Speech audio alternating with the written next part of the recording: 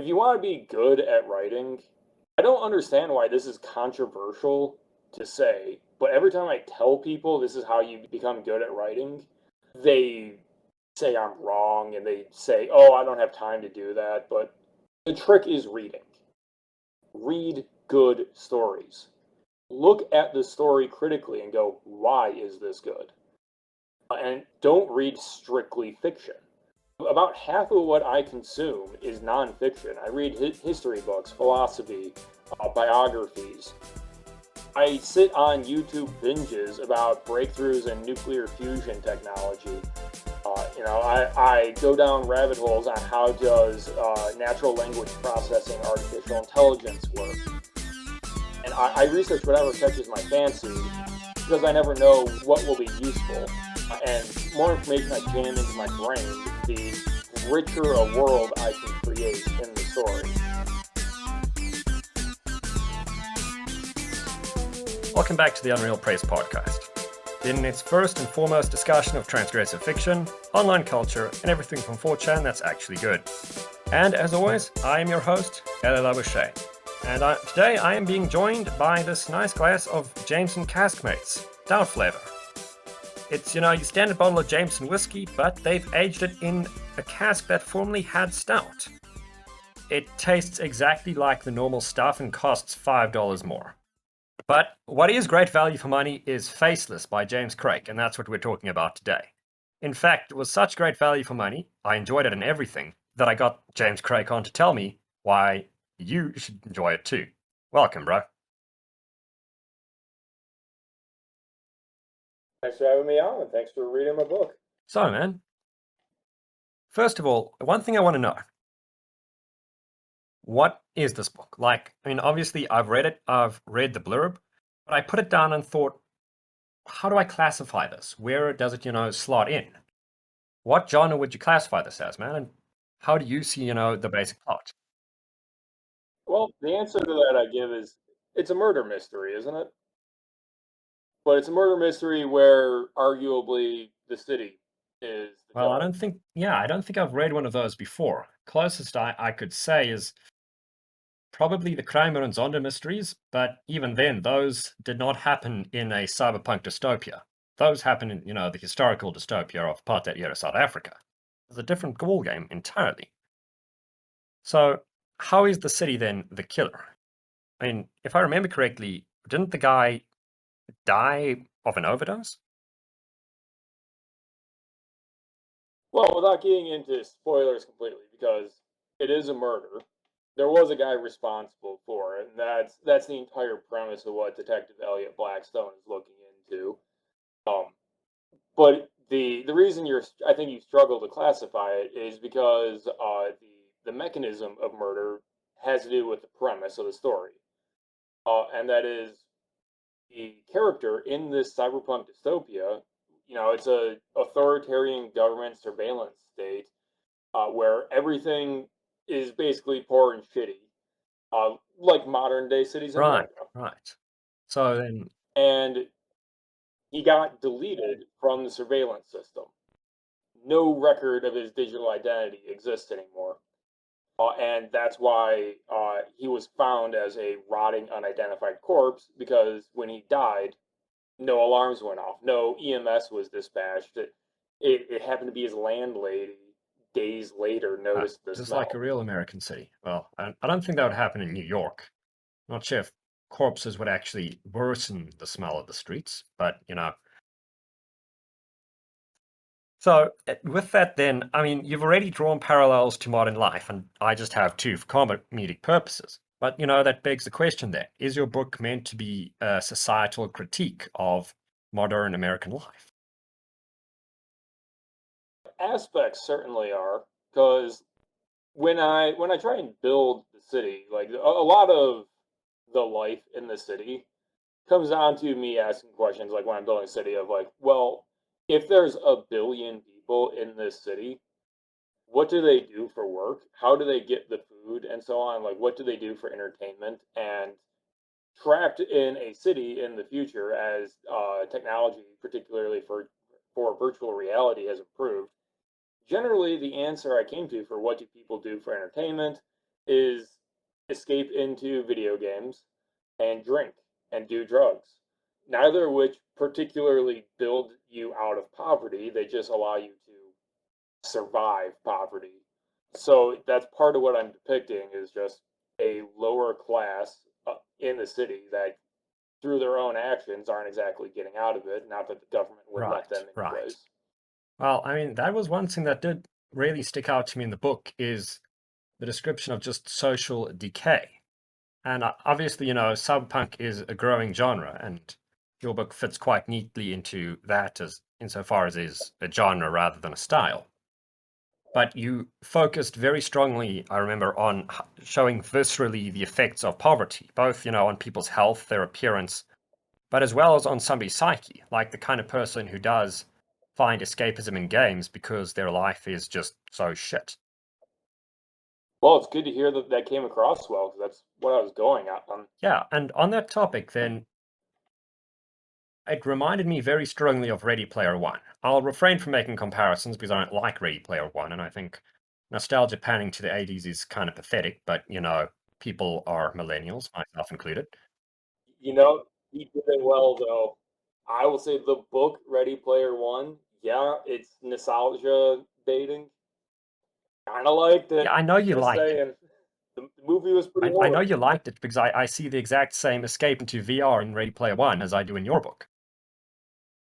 Well, I think wanting to escape into video games it's not like I took inspiration from Ready Player One.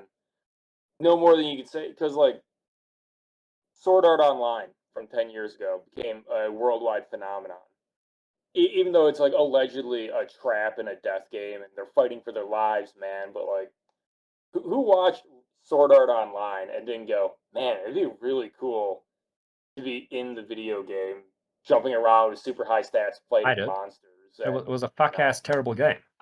Like, you look at the mechanics of that thing, it'd be shit to play.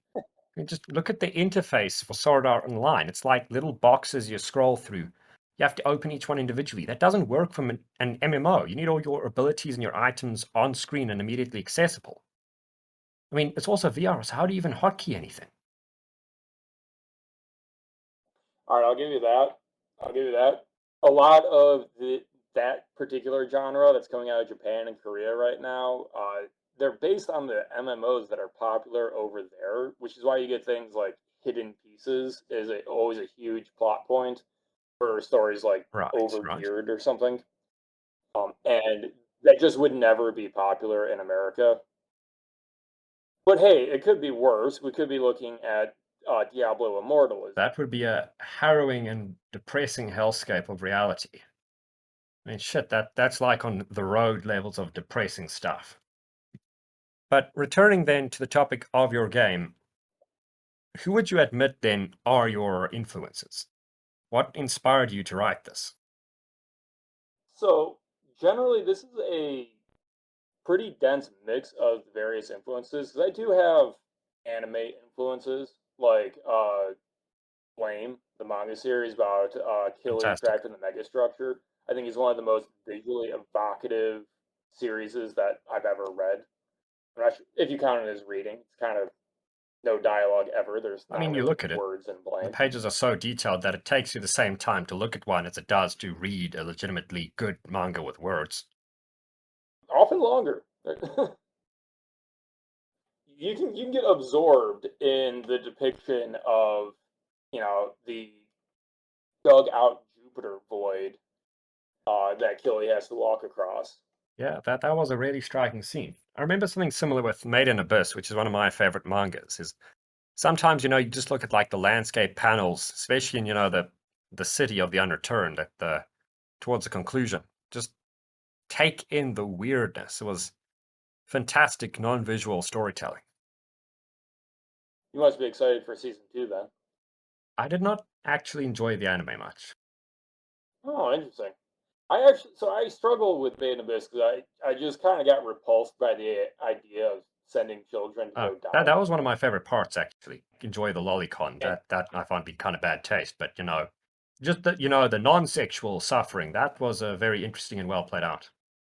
people say that I'm struggling with it. I can respect the craft quality of Made in Abyss and the animation quality and the fact that everyone says it's really good, but I struggle with watching kids march to their death. Yeah, I think that is a normal human response to that happening. Yeah. So, anyways, going back to my influences, like Flame, uh, Ghost in the Shell, anime like that for a lot of the visual aspect. Part of it in my earlier days, like the first time I wrote in Bastion, it was almost reverse engineered from my hatred of Sword Art Online because the first story I wrote in this setting had to deal with people getting trapped in a VR system. I had to build backwards to justify it until I had like the whole city built. And I was like, oh, wait a Yeah, minute, I've been city's there more with writing. interesting than that You have a good plot. idea, and then the problem is you have a better one. Yep. And obviously, I've mixed in a lot of real life elements, the politics of the place, the decay of personal rights, like privacy, is the big focus in Faceless, and obviously his wife. His wife is a like middling, like on the cusp of success video game streamer. He's in that realm of like almost breaking through and making a lot of money, but not quite, but close enough that you can't let it go. And that's why the two of them are fighting all the time. And well, I watch streamers and I will pull up, clips and playlists of people playing various games I Yeah, don't feel like same. immediately playing.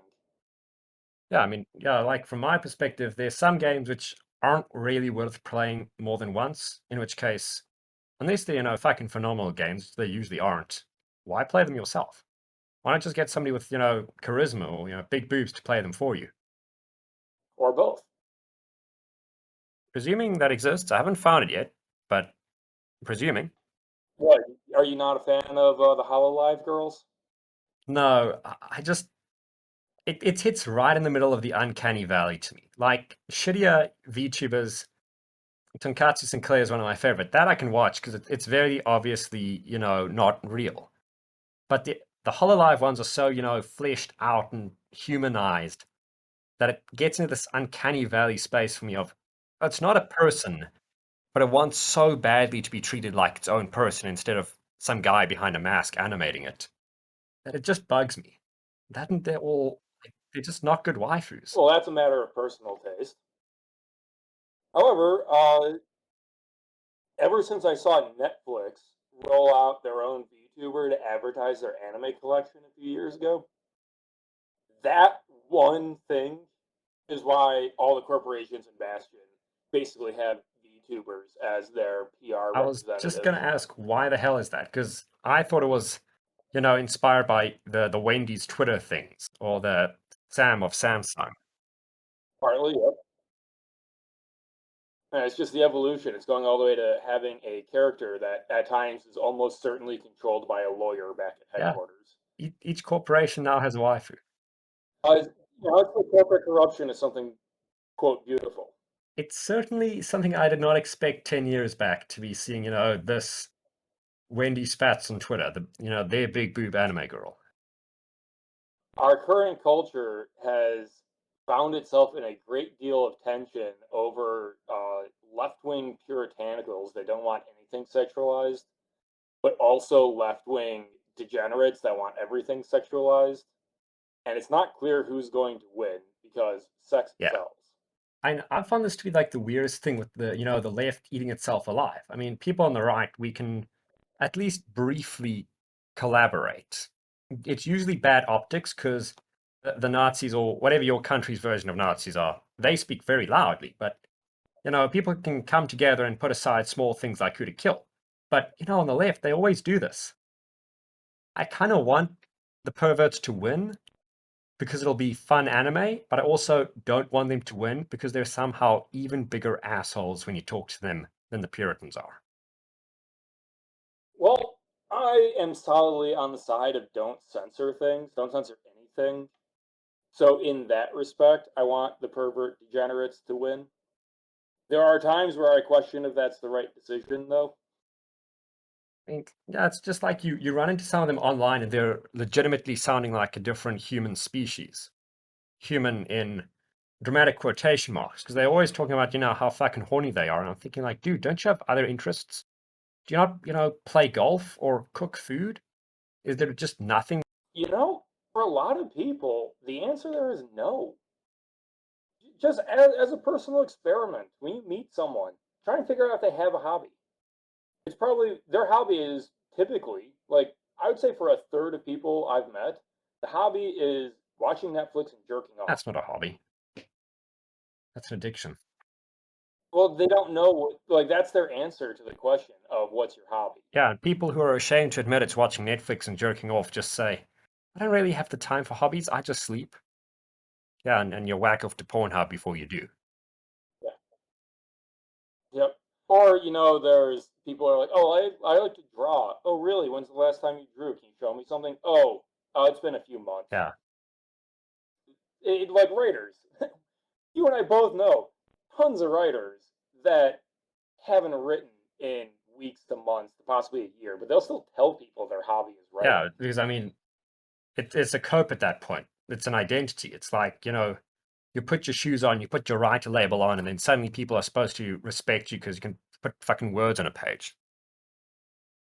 Well, when you're trying to get the respect of people who only watch Netflix and jerk off, putting words on a page is respectable. It's not even scraping the bottom of the barrel. It's at this point, respect has been dug through the barrel itself.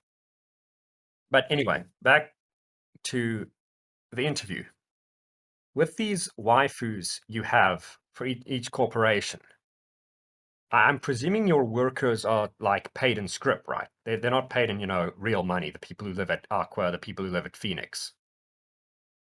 So the one of the concepts of the megacity is that the corporations basically bring everything in house. Like, I think they're called like Rami blocks at one point if you're working for the Romulus Corporation, because that's a play off of Yeah, you've Rami got blocks. company housing. Um, well, it's more than company housing. It's also the company bar, the company grocery store, the way that coal mines used to be ran, which is presumably why you're asking about are they getting paid in Yes. script. We're gonna get into that in Faceless, or you have an answer. I think the answer is more it's like a membership program where they get discounts. And then if it's enough of a discount, why would you go elsewhere? And then I almost don't even think that's a bad thing if you're doing it fairly, because when you're talking about a billion people in a city, people are still going to want the small town life and connection and small group Yeah, that's why you have size, suburbs. which is just a more natural state for humans. Yeah, no, the real reason I was asking is like, if you accumulate enough script, can you buy official Rule 34 of the company avatar? My answer to that would be I don't know about official, but most of the corporations would not have the power to prevent it from existing. However, in one of my other books in Bastion, it is confirmed that there is no Rule 34 of Eve because she does have the power to remove every trace of it. Okay, so Entire for city. reference, who is Eve and why are people making Rule 34 of her? Because Eve is the very attractive female artificial intelligence that rules the city benevolently for the most part. Uh, she is government owned, quote unquote, in that the system administrators that do maintenance on her and her subsystems and created machines are all government employees that are appointed by Congress. And in effect, she actually writes most of the laws because even today, congressmen don't really, they're not the ones that write their laws. They get lawyers and staffers to write it and they just endorse it. The extension to that is you have one AI that crunches the numbers on how to optimize, the electric plan for the city, and the congressmen just sign off on it. And they pat themselves on the back that they're doing a good job maintaining the city because they're allowing the AI to do it. So if the AI is doing it, then why is the city filled with, destructive pollution and dictatorial waifus and crime and all of this? Why are people poor? Because if you put a billion people into a city, you are simply going to get stratification of wealth inequality from the Pareto principle. A big part of it is if you don't qualify for the military draft, which is compulsory, like in South Korea. If you are too fat and stupid or stupid to make the cut for military service, all the companies look at you as if you're useless because it's not actually that hard to do your military service. And if you weren't able to do that, then why would they hire you to do a well-paying job? So just boom, at 18, even if the reason was you're incompatible with the vaccine to go outside, if you didn't make the cut, you're not allowed to work a job that will get you out of poverty because Right, no one will right. hire I you. mean, we actually saw a similar thing in my home country, South Africa, during the apartheid era, which amusingly I keep seeing, I think, unintentional parallels to in FACELESS, where they'd use the question of military service even after the National Party regime ended and the white supremacist government structures were removed, is you'd still have, like, being a park ranger, any sort of security guard, did you do military service?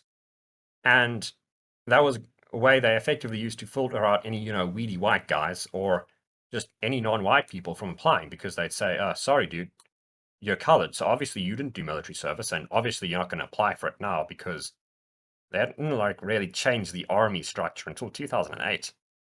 But speaking of that, why do you need a vaccine to go outside? Because there's a plague outside. There's a plague outside. So what, nobody lives outside?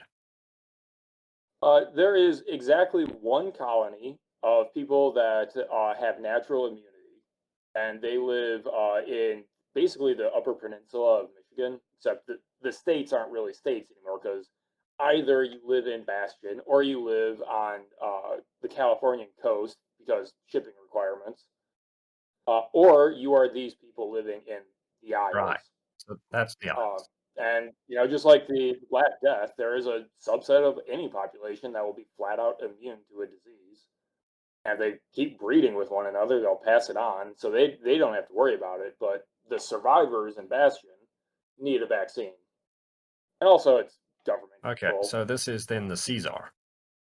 That's the plague. Czar is a derivative from the plague, one of the neurotransmitters that the disease uses to modify behavior and make you And destructive. this gets you high. That one does, yes. Give me just a moment to go let my dog in. 2 hours later. So Czar it's a great drug, like based on the symptoms of the high it gives you, quite addictive. But the problem is, according to the government, if it's produced incorrectly, you can end up shooting up or ingesting like the live virus and causing an outbreak in a city with a population density of Mumbai. So there is a zero tolerance policy for it. Right, right. That's pretty hardcore stuff, man. And yeah, it's that's actually a big focus in the sequel to Faceless because I have the next book written. It's getting edited right now, and I hope it'll come out around New Year's. And the one of the big premises of the sequel is Detective Blackstone is hunting down a criminal who is trying to escape the city. The problem is he's a 17-year-old. He hasn't even been screened for military service yet, so he hasn't gotten the vaccine. So he has to go basically steal a vial of the stuff and inject it into himself, so that he doesn't just die for walking outside of the city. Okay. And Okay. the politics of the drugs and the vaccine control and government bureaucracy brings the whole story to a very fun climax. Well, given the last 3 years, I'll be interested to see what you comment on there. It's actually backwards. I'm not pushing anti-vax hysteria with these books. Just you won't be disappointed though. Let's put it that way. On a similar topic then, how big is Bastion? Because you said it has 1 billion people and the population density of If I Mumbai. remember the map correctly, it is a circle with a 50-kilometer radius, 80 stories tall. Well, that's fucking huge. Yeah, yeah, it's larger than some states right now. Yeah, bigger than the little states like Connecticut and Rhode Island, definitely. The idea is it's after the pandemic basically caused the end of the world, but it's so far after that that we're actually at a higher population level despite that. It's just that there was a huge societal restructuring because the population was brought so low. Um, Right, right. So then, what does the draft and the army do in Bastion? Because from the way it was portrayed, and yeah, it's a cop story, but it seems like the police do 90% of the work in enforcing in the law. city, yeah, most people serving are outside of the city. The quintessential one is guarding the machines that farm the crops, because there are things that need to be shot out there, to put it simply. It's mostly bullshit occupation work, though, because the big threat is another world war conflagration with United Asiatic Armed Forces, who are basically doing the same thing. They keep an army because Bastion has an army. Okay, okay. So I thought the crops were grown inside the city because we encounter sewage treatment and hydroponics at one point, and there's a pretty thrilling chase scene through it. Yep. I did the math. There is not nearly enough space in a city to feed the city. It just you can't have that population density and grow the food in there. Even if you're all eating the bugs and living off of gruel protein paste excreted by bacteria, uh, it can supplement the food, and it can be a great way to clean up all the sewage that 1 billion people are producing. You do need to go outside to fields and grow cereal crops. You need corn, you need wheat, you need rice. uh, the population would starve otherwise. Right. Okay. Okay. And so then I presume that people must also like have private gardens in the setup, because I recall in the book that the protagonist wanders into a rustic Italian restaurant at some point and is served genuine homegrown food. Yes, but it's rare and it's hard, and people don't typically sell their homegrown food, because if they went to the effort of growing it, they're damn well keeping it. But that's what made the restaurant so intoxicating to them. Yeah, you get a bowl of real minestrone after eating, tofu and whiskey for the last 20 years. Sounds pretty good. And so, as well as that, with the game in Faceless, because a central arc of your story is that the protagonist has to play through an entire VR game with zero experience doing VR stuff. Yeah. So the John Doe discovered in chapter 1 of the book was developing a VR game, and pretty quickly in the story, because the surveillance system doesn't know who the guy is, uh, and he can't find any ID on the guy or anything. Detective Blackstone basically goes, well, there's two obvious ways to get the guy's identity. One is pulling medical records, which are stored independently. That'll take a while. Or I can find just his credits in the game. The problem is, yeah, he realizes he has to beat the game to get to the credit sequence, which he resists as much as he possibly can doing, because he does not like VR games. Because his primary interaction with them is through his wife. I see. Okay.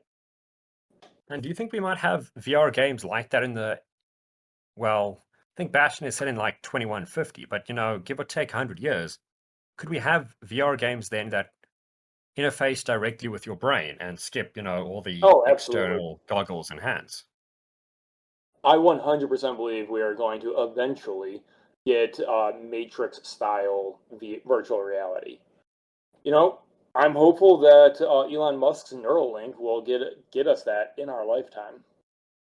Hmm. Okay, okay. That could be fun. Be some pretty Pretty scary. fascinating Call of Duty spin-offs.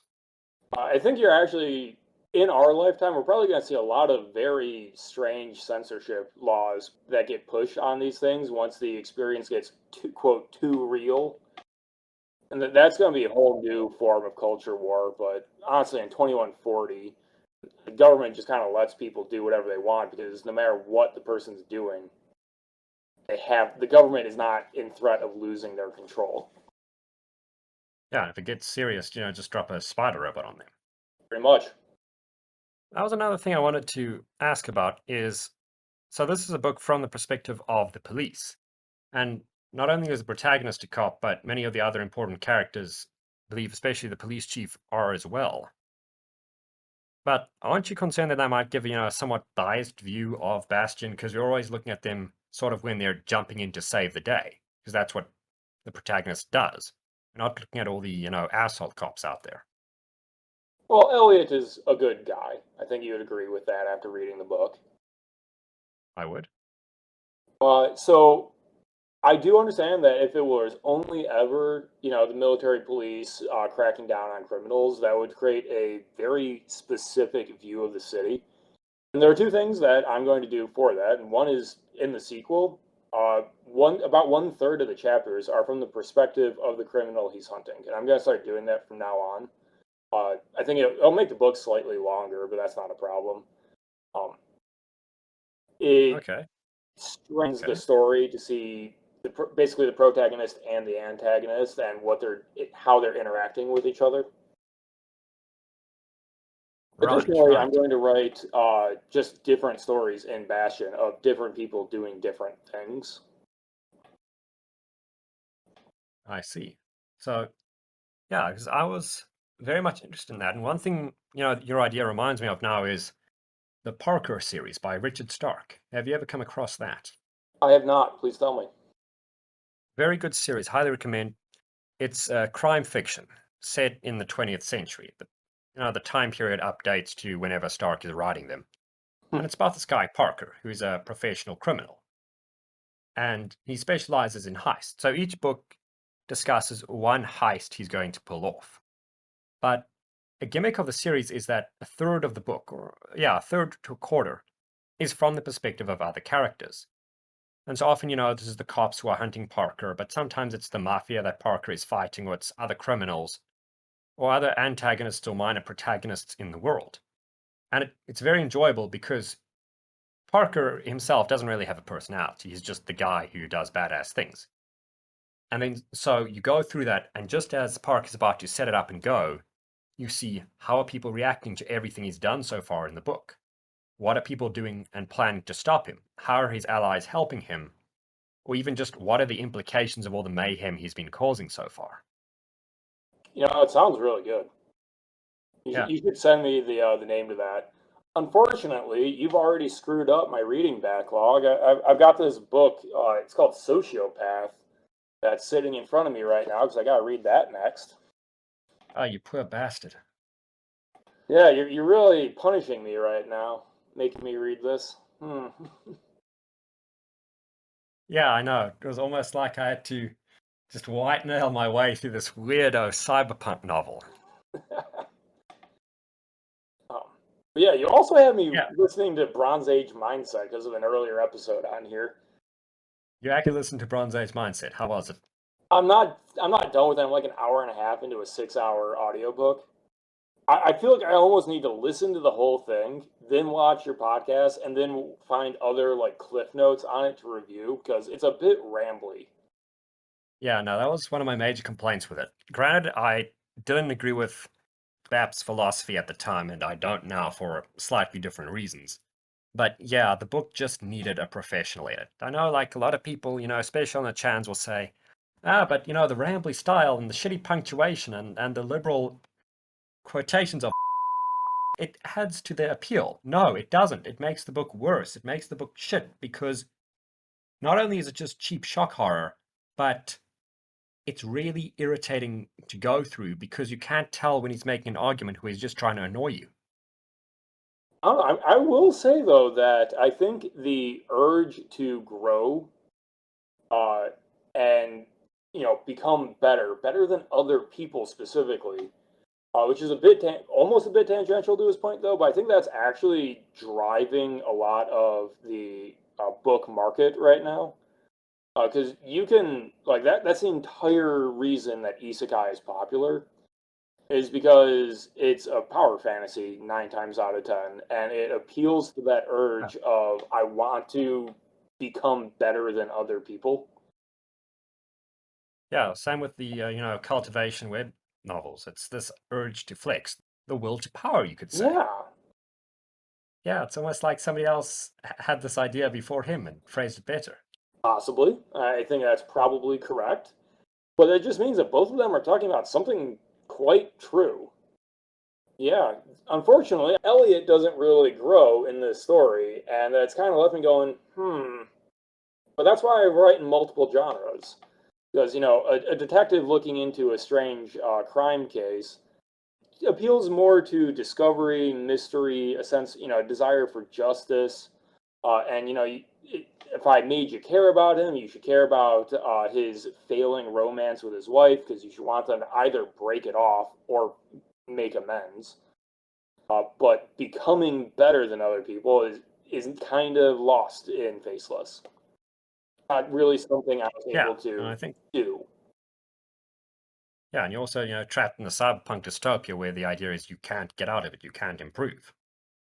I think Bastion can handle that. I think after I release a couple of the Blackstone books, I will have been able to like build up the world enough that I can then dive in on, here's someone who is breaking out from the bottom and rising to the top. Okay, But okay, that's a project for the future. right. And speaking of projects, I notice you're also a prolific web novel author, most notably Undying Emperor. Yeah, I released that on Royal Road right now. Yeah, so I mean, I see you selling Faceless on Amazon. You can read it for free if you have Kindle Unlimited, which is what I did. I presume you get some form of currency off this. But you are also then selling more books in the series. So what do you then think about programs and platforms like Real Road? Do you think Royal Road is a viable way to write? I look at Royal Road as marketing. And it's also an outlet for the volume of writing I do, which currently outpaces my capacity to get edits and critique and beta readers. Like I do get edits and critiques and beta readers and so on for the books I'm putting up for sale, and that pushes them to a higher quality. Uh, but at the Okay, amount that I okay, write, sometimes I just want to write a story and put it out there. And the idea is that if I get a following on a site like Royal Road or Wattpad or something, I am directly appealing to people who already like my writing. And I go, if you like the writing, I've got this on Amazon, I've got that. You can go buy a book from me, which is actually at a higher standard than what you're getting here. It's just a different genre. Because Undying Emperor is like epic fantasy world conquest stuff. I see. Right, so it's same guy, but completely different focus. Okay. And then on a similar topic there, one thing that I do want to ask about Faceless, and I haven't gotten to yet, because I'm just, scrolling through the thread we posted on Lit, which I would have replied to 90% of these comments, but then I was banned from 4chan. So, is there life extension technology in the world of Bastion? One Anon asks. He kind of caught me there with a good question because I was in that thread and I was reading, but I didn't want to answer stuff because that's the point of this call. The medicinal treatments are significantly better. So, such as like you get shot, a paramedic is on the scene in a few minutes, able to patch you up. So people don't really die of injuries or disease until they're very old. It's also at a point where cybernetic prosthetics are a thing.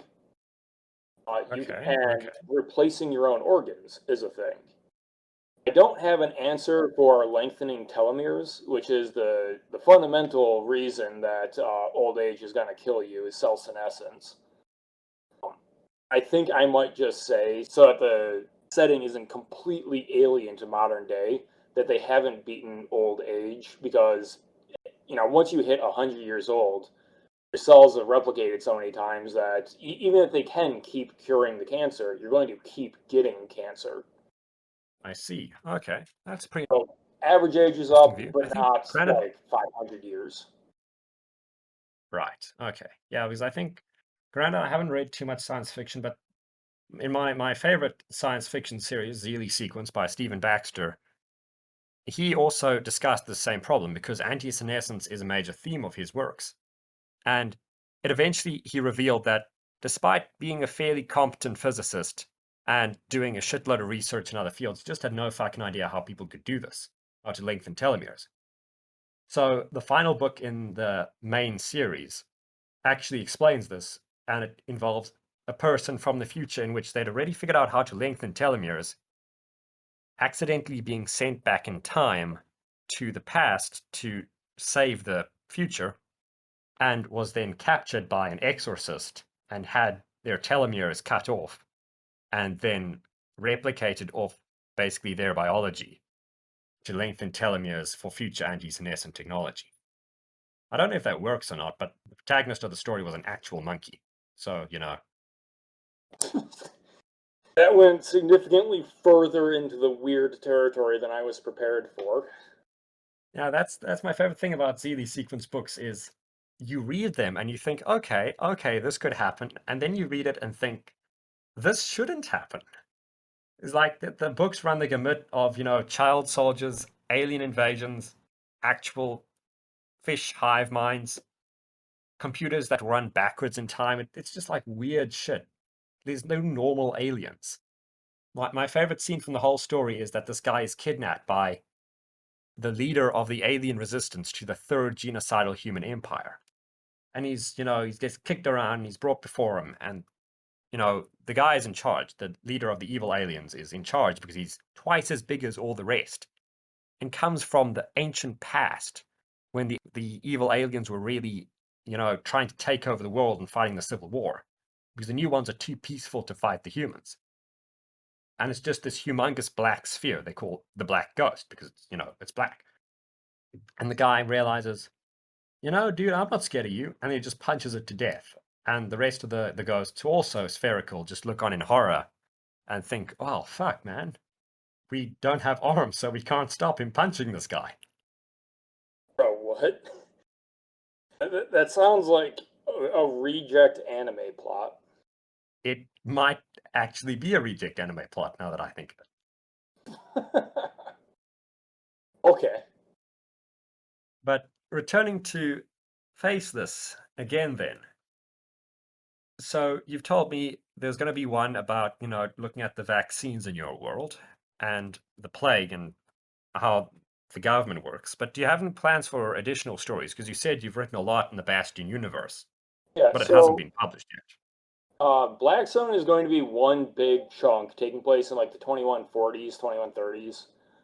And I plan on a more higher action series of books about 10, 12 years later, where young Dominic from Faceless is the main character after he's gotten out of military service. Right, That's going right. to focus more on like international politics and some of the problems and so on with artificial intelligence coming to a head and explosions and robots and people getting trapped in virtual reality.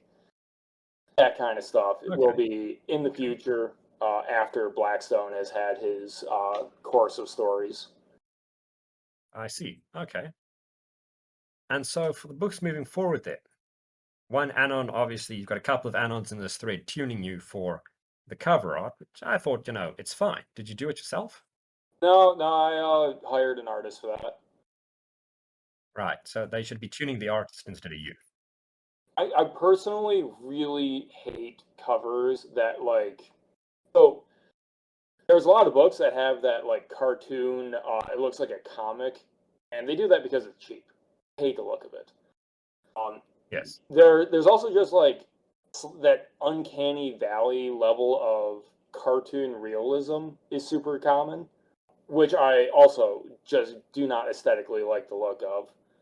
So I went to an artist that had a more abstract style, and to be honest, I like the rest of his portfolio better than what he did for me for the cover. But I worked with what I got. I've got slightly different I mean, it artistic isn't bad. direction going for my next book coming out. Figuring it out. All right. Okay. Okay. I can put you in touch with a few people. Like same for, anyone watching at home and or workplace and or as I actually knew somebody who did the middle of a dance floor. Like he would just put in his AirPods and flail his arms around in an attempt to dance and just listen to podcasts or readings of fan fiction. He was not even the weirdest fucker I've ever met, but he was up there. But my point is that, yeah, I can put you in touch with some graphic artists, the people who did the cover of Sociopath. Only redeeming factor of the book, never read it. Yeah, that's the essence of networking is getting in contact with people that are in possession of the skills you need. That it is. Have anything else to say on networking? Because I mean, I've been on a couple of your Discord servers before, and you do a lot of work in conjunction with other people, like criticism, like editing. Would you say that's then a major part of why we see that Faceless is actually out there? Well, yeah, part of it is because I got in contact with other authors and shopped it around, and the criticism I was getting back had morphed from "Hey, this needs work" to "Hey, this is really good." And being an author has been my dream since I was a little tiny kid. Getting a job and to make money was incidental. So I got to the point because of encouragement from other people to put the book out there. And now I'm trying to release my second book, and there's a lot of people that are in the same situation. They're trying to build an audience from the ground up, such as the Unreal Press Studio here, gaining subscribers every day. True, true. Yeah, I mean, congrats. It is an accomplishment to put a book out there, and it's also an accomplishment to put a book out there that's still good after people pay money for it. Because I found that a lot of people you show them some writing, and they say, "Oh no, man, LA, that's lovely," and then you ask, "Okay, to read the rest, you have to pay me money," and they say, "Fuck off." But I enjoyed your book. I mean, I pay for a Kindle Unlimited subscription, so I did pay money for it. And yeah, I gave it 5 stars, and if you weren't my friend, I would have given it 4.5. So yeah, congrats. All right. Well, I hope I can interest you in reading the next book I'm putting out, The Fools, almost military science fiction survival story, I'll call it. Military sci-fi survival. Yeah, so basically, a military super soldier, quote unquote, air quotes, after the war, uh, is on a space station. They get attacked, and he is trapped on a refugee ship that is falling into chaos. Well then, that sounds pretty hectic. I thought the next book you said you were going to put out would be the sequel to Faceless, but this sounds like it's in a different continuity. It's 1,000 years in the future. It But is same canon series. with the Bastion setting, but it's far enough out there that it's at a stage where humanity has conquered faster than light travel. They've colonized hundreds of planets, and a very, very nasty interplanetary war broke out over genetic engineering. Right. Okay. So we're going to see like another guy called Blackstone in Ship of Fools. Oh no, he's not called Blackstone. Right. Then I would do that. I'd just give everyone the same name and let people do the math on whether or not it's Well, the I'm same doing person. something like that because what you should have noticed in Faceless is Elliot isn't his real first name. Yes, this was brought up multiple times. His badge number that he Yeah, uses. it's his call sign. Yeah. So in book two, he will have a partner that he's working with because basically the scope of the story is bigger. And what I'm planning to do is later in the series, when he gets promoted and he's no longer an E rank officer after getting busted down for killing people, he'll go up to D rank, and his partner is going to come up to E rank, which he was, and he's going to pass on the call sign to them. His partner will be Elliot. Which is going to get super confusing because there'll be a different Detective Elliot depending on which book you're in. Okay. And so what? Elliot gets promoted, and then what? He's just Elliot? I'll have to figure out what the D name is. But yeah, he'd have a different first name, but he'd still be Blackstone. Blackstone is his last name. Right, right. And so another question then from the thread is the monster in the VR game, which the current Detective Elliot Blackstone must kill, is a Kraken. And I notice your name is James Krake. So if I put an N in there somewhere, is this like some allegory for, the protagonist must overcome the author and take power to lead the own story, or is this just a coincidence? Completely coincidental, unfortunately. Although I do think it'd be fun to, once I'm making enough money to justify stupid graphics art purchases, I wanted to theme my website about like Krakens and in the deep and dredging up stories and stuff. Eventually, we'll see James Krake. Buy my books and tell your friends to buy my books, and yes, you will. Oh, okay, friends. The remaining few I have not yet driven off, buy his books. So, right. Do you have any advice for other authors? Because one thing I've seen, and which makes you different from a lot of other people I've had on this podcast so far, is you are a professional writer. This is what you're working at. Everything else is secondary. Whereas a lot of people like myself, we have day jobs, we have side hustles. So what would you then think, is good advice for somebody who does want to write full time and write fiction full time? Oh, don't oversell me. I do have a day job that pays the bills. My goal is full time with the writing, which is why I'm trying to put out like 4 books every year in addition to the web novel. And the plan is to build an audience like exponentially. And if that takes a while, it takes a while, but whatever. If you want to be good at writing, I don't understand why this is controversial to say, but every time I tell people this is how you become good at writing, they say I'm wrong and they say, oh, I don't have time to do that. But the trick is reading. Read good stories. Look at the story critically and go, why is this good? And don't read strictly fiction. About half of what I consume is nonfiction. I read history books, philosophy, biographies. I sit on YouTube binges about breakthroughs in nuclear fusion technology. I go down rabbit holes on how does natural language processing, artificial intelligence work. And I research whatever catches my fancy because I never know what will be useful. And more information I jam into my brain, the richer a world I can create in the story. And by doing that, I've gotten to a point where I don't really worry about the setting because I can bullshit my way through a setting, which means the only thing I'm concerned about with my writing is good characters.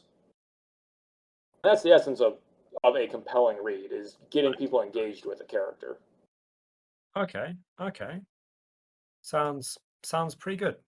Because that is one thing I've noticed, that you find a lot of people who demand, oh, you must get better by writing, X, Y, Z words per day. You have to go to this workshop But or you you got to do need read to read. these You do books. need to write. And I yeah, I write agree with you. 2,000 words every day. Yeah, obviously you have to practice. How many words? Craft workshops I find to How many be words per the day? most unreliable way of getting better. Very often it is someone just pushing their idea onto you. And well, let's say it's like even if it's like a New York Times bestseller, like if you got, he's dead now, but if you had Michael Crichton teach you how to write a best-selling novel, the problem is he wrote his books 20 to 30 years ago. Reader expectations are different now. Like the advice that you'd be paying to get is not the correct advice. Like it gets very obvious when people start talking about marketing of like, oh, you need, the most important thing is a mailing list. Who under the age of 30 joins a fucking mailing list? Who looks at their inbox? I mean, I look at my inbox, but that's only because I have to do that for work. I don't creatively refresh my email address. I have a mailing list. Some people use it. It's not hard to set one up and have people sign up for it. Which, by the way, if you go to my website, jameskrake.com, you'll be prompted to join my mailing list so you can find out when I'm releasing new stories, such as Ship of Fools, for completely free. I won't spam you, I swear. But the reason I'm co-hosting so many episodes with you on YouTube is because the way people get the word out in marketing is YouTube and TikTok and social media. It's memes is the correct way to advertise nowadays. You talk to someone about like buying Amazon ads, they'll just tell you that they're burning money because they're competing with publishing houses. Yeah, I've done that. Like, even when you could still advertise on 4chan, I made my money back barely. By the way, 4chan ads might be recovering because of the crypto crash. I'm taking a guess that those, the various rug pulls aren't paying to advertise as much anymore. There was, what, a 50% correction? Yeah, could work, could work. I mean, granted, I thought you sort of wound up as my honorary co-host because we had a good rapport and we enjoyed each other's company, but, I'm pretty happy to actually meme your books here too. Well, we do. I do enjoy doing these, but the utility is in outreach. So this is work. You should know that better than anyone since you're the one that does the Yeah, audio no, editing. I can just sit and talk and ramble all day. This is recreational for me. But when you sober up the next day and you think, oh fuck, now I have to edit audio. That's not work.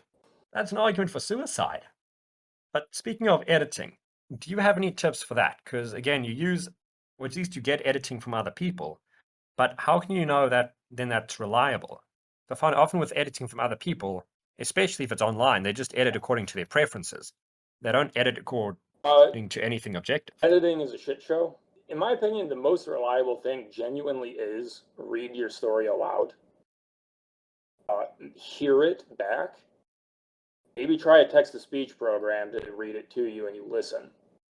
Because your ear will fix the mistakes.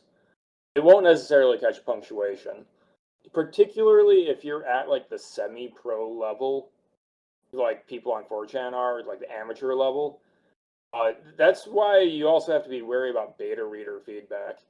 The person giving advice is very often pushing their misconceptions onto you. That can directly make your writing worse. Right. Okay, so like take beta reading, pinch of salt, and just trust after you're decent. Read it out loud, and that'll fix it. Then how do you edit for things like, plot or even the pacing of an entire scene? That's something that's pretty difficult to catch just based on auditory input. So there's some craft theory on how to do that I'm trying to get better at because particularly on the second draft, if you look at a chapter should reveal something or have something happen that gets the story closer to conclusion. It doesn't have to be a big thing, but it has to be something. And often, like, the author will know what they're trying to do with the chapter, but they're not signaling that's what it is.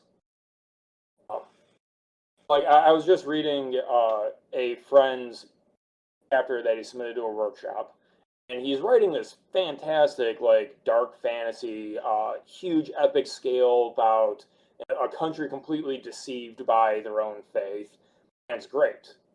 With some issues, though, because he wrote this one chapter about a farmer who was trying to, like, avoid having problems happen to his happy little family, which is great conflict. And he a few times notes that, ooh, there's this weird sick goat that shouldn't be there. Like, it reads like rabies, but I assume it's like a magic variant of it. And the character a couple times says, I need to go take care of that, but I need to get the kids away first. So he's almost doing it correct. He just literally, like, at one point, the character forgets about the goat. And when the character forgets about the goat, the reader forgets where the chapter is going. And that's how you find that pacing slows to a crawl, is because the reader goes, but what about the goat? Why is he trying to have sex with his wife right now? Like, what about the goat? You told me to care about the goat. Whereas if he was just thinking back of his mind, oh man, that goat though. Which I guess sounds really weird when it's juxtaposed that way. But as long as the point of the chapter, aka the reveal about what is this sick animal and how did it get there, you have to keep reminding the reader that you're getting there. And the pacing will come across fine. I see. Okay. So it's just keep on focus, make your goal clear to the reader. That's the main You need to idea here. maintain anticipation of what is going to happen, and you can still surprise people. In fact, you should surprise people. But the reader needs to have a guess of what's going to happen next, because the only thing that keeps people reading a book is wanting to know something. It can be knock knock. Who's on? Oh, that's a cliffhanger. Who's at the door? Let me turn the page and start the next chapter. But if there's nothing there, for the character for the reader to read about, why do they keep going? I'm not perfect at plotting a book. I think the biggest criticism in Faceless is that you'd probably agree. The high point, the tension, the excitement is in the middle of the book when he's in a shootout in the sewage plantation, right? FBI, open up! Oh no, did you get banned again? Did they kill your internet? LA is MIA, so I'm just going to continue my point. Assuming that's true, that is the high point, because that's the action sequence. The problem is that's not the conclusion of the story. And when the conclusion of my story gets compared to what they've seen me do before, it seems that I don't have a proper rising action to the climax that resolves, and then you get some resolution. Which is a mistake. I should have found a way to do that better, and I came to that conclusion after releasing and after getting feedback. And my future books are better. I've learned from that and fixed it. There's always room for improvement. And I now have to wrap this up without LA. So, LA, when you're listening to this in audio editing, thanks for having me on. I'm glad you enjoyed my book. I'm always happy to come on the show with you. I think we make some pretty good episodes. I look forward to reading your book, Sociopath. In the meantime, listener, if you've been enjoying the talk here, if you think my book is interesting, the title is Faceless, Bastian Blackstone, Book 1 by James Krake. You can find it on Amazon and all of its competitors. Or you can check out my website, jameskrake.com. It has links to my books, it has links to my web novels. And pretty soon it's going to have some more content, so keep an eye out for that.